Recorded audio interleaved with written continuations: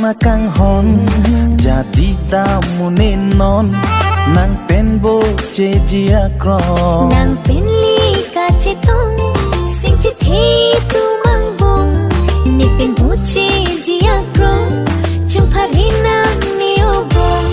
mun thi ji ko sang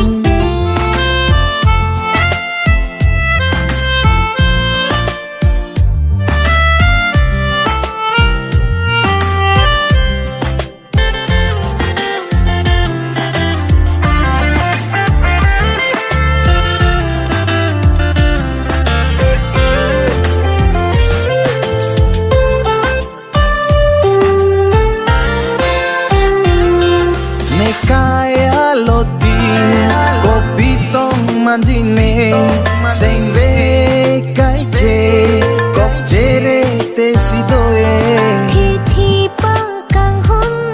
do chi tu mang bong che kak nang ne kai alo oh ne kaya loti kopi tong manjine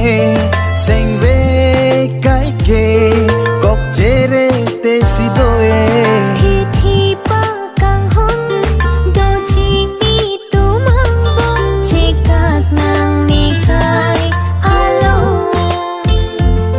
mun thi chi ko son ka che tong kai alo jadi dam nang po bong ni pen bu chi jia krong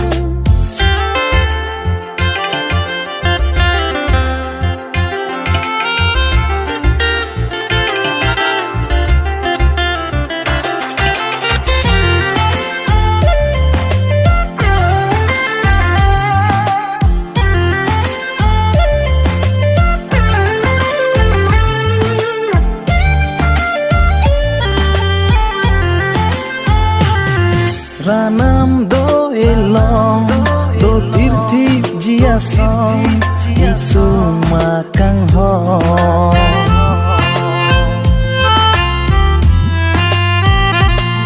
ko sona kang ho juri la puson